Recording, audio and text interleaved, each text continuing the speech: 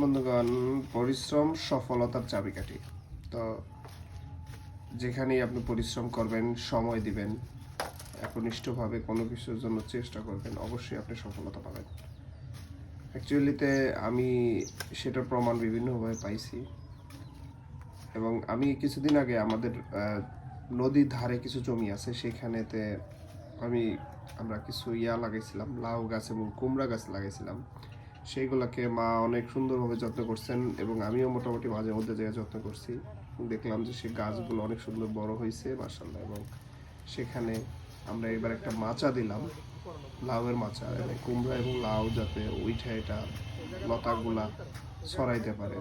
দেখা যাক, আশা করি পরিশ্রমের ফল আমরা পাবো।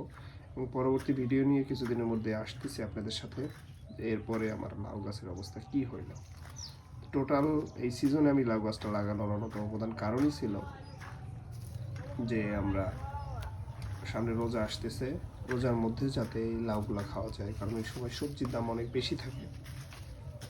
আমরা আমাদের পরিবারের চাহিদাটা যাতে মেটাতে পারি, সেই উদ্দেশ্যে এই লাউ গাছ এবং কুমড়া গাছগুলো লাগানো। তো সাথে থাকুন, আমাদেরকে সাপোর্ট করুন, এবং আর সুন্দর সুন্দর ভিডিও নিয়ে আসতেছি পরবর্তীতে। সবাই ভালো থাকুন।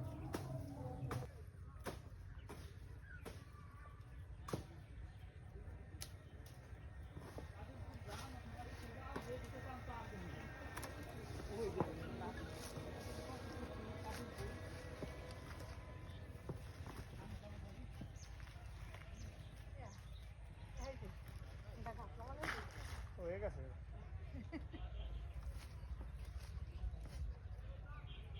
না, আপাতত এই দুইটা দিলাম, ওইটার আগাটাও দিয়ে দিই।